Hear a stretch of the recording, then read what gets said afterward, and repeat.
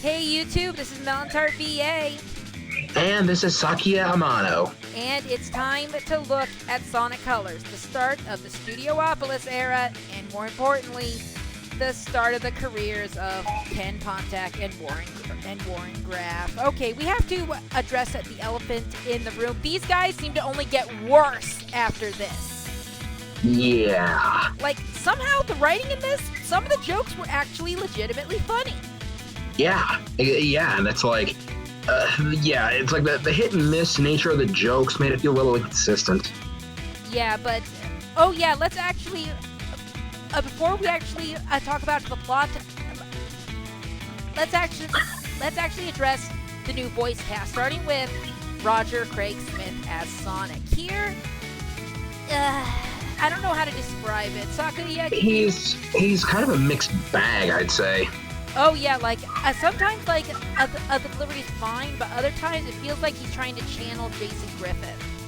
Yeah, and it's like, it's like you hear like the Jason, you hear like sometimes you hear like his regular funny, goofy, fast-paced delivery. Other times you hear that overly enunciated, slow way of talking.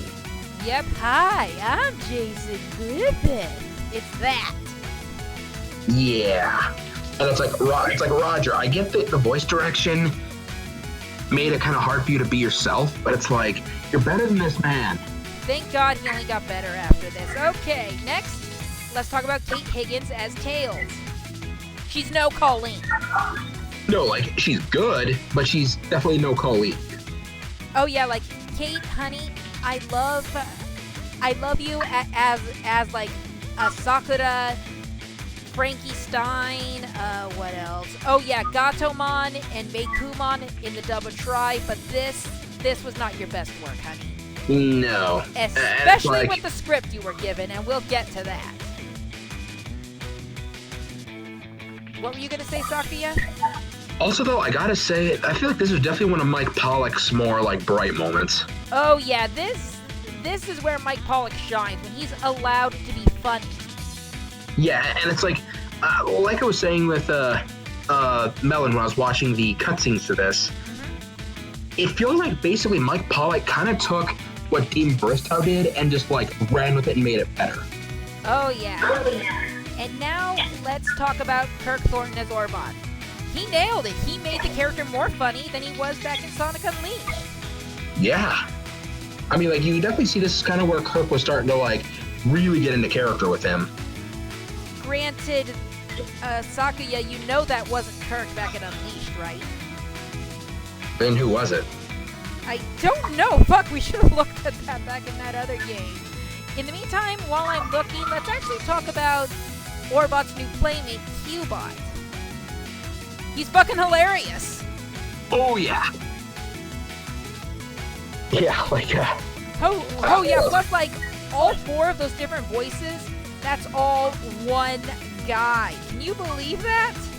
Yeah, and it's like, he just does an amazing job. Okay, let me see. Voice of Orbot, Sonic Unleashed. That was, give me a minute, Christopher Colette. No idea who the fuck that is, but dude, you nailed that role back then. Oh yeah. Okay then, and I guess now that we've addressed the casting, let's talk about the plot, shall we? Yep. Weirdly, Sonic Colors began kind of an awkward trend, which thankfully only lasted for 2 games, where there's no cutscene, but instead you're immediately pushed into the first level, followed by a cutscene. And really, to be honest, from what I've seen of the cutscenes, the amusement park theme seems like they're doing the Eggman Land plot again, but it feels like they're doing it better this time. Oh yeah, like... for the first thing, it's not one super long 3.5-hour level. It feels like they definitely learned from the complaints about Eggman Land. Yeah, that's true, and also the plot's actually fun. Which, speaking of that, how do we describe this plot? It's essentially it's essentially Eggman is trying to drain these colorful creatures, the Wisps, to essentially power his amusement park. Which includes a plot device that doesn't really go anywhere, and that still makes me angry. With mind control. Yeah, with that's mind true. control. And it's kind of like, what's the point of implementing mind control if it's only going to last one cutscene? Oh yeah, like, which we're gonna get to that in just a minute. Okay, so like we actually get like another tutorial level, which actually teaches us how to use the, I guess, the second of the Wisp power-ups, since the first one is technically the White Wisp actually powering the boost, which is an interesting idea. Yeah, like even because if colors in are- forces it doesn't make sense, but we'll get to that. Yeah. And I've got my own thing to say about that, but we'll save that for later. Yeah, okay, so like the laser wisp, it's essentially either a clear shot or you ricochet off of everything. It's a nice idea, but I wish they could have done it for more than just puzzles. Would you agree with that? Or that's right, you didn't get to experience the levels. I'm sorry. Don't forget, I never got to experience the levels, so... Yeah, that's true. I ended up having to show you YouTube videos of the cutscenes and the final boss, which we'll get to that. Yeah. Okay, so like, after that, I guess Wisp in the tutorial level, we're introduced to the plot. We're gonna be like, essentially traversing planets, rescuing the aliens and shutting down these itineraries. Which, by the way, aside from the final boss, can we agree that all these bosses had horrible designs? Yeah, horrible or lazy. Especially using the evil giant Ferris wheel twice. And like I was saying in the viewing of the cutscenes, it feels about as lazy as when Dark Souls used the same, basically, boss design 3 times. And it added one extra mechanic. Yeah, which here there really isn't any added mechanic. It's literally the same boss with a different paint job. And now let's talk about the cutscene that introduced a plot element that didn't go anywhere. The mind control. Do you want to talk about this, Sakuya? Do you want to describe what we witnessed? Basically, Eggman uses a mind control beam powered by a wisp to basically mind control Tails. And while I thought that could have been a really cool idea, if they actually went somewhere with it, they didn't go anywhere with it. Exactly. So it's like, what the hell is the point? Exactly. Like, what? That could have been an amazing boss fight, working past fighting like past like Tails and then damaging Eggman. That could have been a neat boss fight. Yeah, or like, you know, like trying to hit Eggman's mech without hitting Tail. Yep, but sadly, it's only in that one cutscene. Tails is only mind controlled for all of, what, 2 minutes? Yeah, only to show what that, like, the Wisp power can do. Yep, and it's never brought up again. So it's like, what the hell was even the point? Sakuya, do you know the meme? It's a big-lipped alligator moment! I can't believe we made that reference. Sorry, Nostalgia Critic, but we had to borrow that. Yep, and also, before we continue, let's take a moment to talk about the humor. It was hit and miss, but it was more hit than miss. Yeah, like, definitely the jokes that hit were great. Oh yeah, like, Pontac, Graff, you've proved you can be funny while also being serious. What the fuck happened after this? Seriously. Like, seriously. Lost World? Too much stupid. Sonic Forces? Going in a good direction, and then it immediately tanks. Yeah. Generations? We'll talk about that when we get to it, because I honestly don't remember. We'll cross that bridge when we get to it. Yeah. But anyway, I really like, you actually experienced the big Sonic Colors meme. Yeah. Which I think you did actually laugh at that. Yeah, that was actually pretty funny. Mm-hmm. Even though nowadays it's considered a dead meme, but honestly, who gives a shit? It's funny. To be fair, memes die all the time. That's true.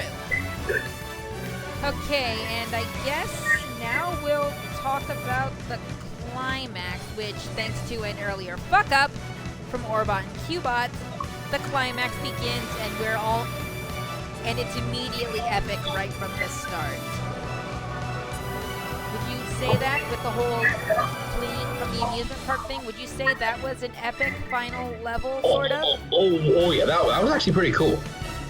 And then we get to probably my favorite 3D final boss, the Nega Wisp Armor. Holy shit, is this thing cool! And it just looks awesome. Oh yeah, like Eggman. If you had cool boss, or rather mech ideas like this, why were you throwing giant Ferris wheels and parade floats at us earlier? And it's like even the Egg Dragoon in the previous game, that Eggman had some great mechs.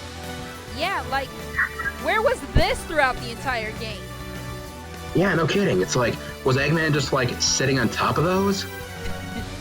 And of course, we can't talk about the Nega Wisp Armor without talking about the music, especially in Phase 2. Oh my god, I swear my ears were having some kind of soundgasm while listening to it. Also known as an eargasm. Yes, I am sorry for the crude reference, but like, the music is that good. And speaking of the final boss, we should mention this was the first of the 3D Sonic games to actually buck the trend of the Supersonic final boss. And it wasn't the last, but it was the first. And honestly, unlike the DS version, I think not having Supersonic for this boss was a good idea. Yeah. Oh yeah, like, speaking of like the DS version, the way they implemented Supersonic, it was weird. They had this like Mother Wisp who actually makes a cameo in Team Sonic Racing, but it was like, there was no previous mention of this. Then again, I didn't beat the DS version, so I wouldn't know. But either way, like, the Wii version had the better climax. And one thing I gotta say I thought was kind of cool, even though it's a tiny little touch, What's that? was the fact that this was the first game where they actually added a drowning animation for Sonic. Oh yeah, that's right. They did. And again, as minor as it's just a neat little touch. Yeah, which I don't think Generations included aside from the standard bloop with Classic Sonic, but we'll get to that tomorrow. Yeah. Okay then, and the game ends... Well, honestly, I think it actually tried to recreate the bittersweet ending of Sonic Unleashed, but it failed, because, like, Yacker, I felt no emotional attachment to Yacker like I did with Chip. No, and it's like to be honest, the whole like joke with like Tails' machine messing up all the time, that kind of ruined any emotion behind it. Yeah, like sadly, the jokes involving the T-Fox, as it's called, those were among the jokes that missed. And it's like, here's the thing I don't understand. How is it that Tails, a genius who can understand military supercomputers, messes up with a remote device like that? I know, but sadly, this kind of will become a trend later on with Tails' character slowly declining into a shell of his former self. We'll talk about that when we get to Sonic Forces. Yeah, it's like, it feels like he's becoming dependent on Sonic again. Yep. Anyway, yeah, the post-credit scene actually ends on like a slight cliffhanger, which actually leads to Sonic Generations, but again, we'll talk about that tomorrow. Yeah. So, final thoughts time.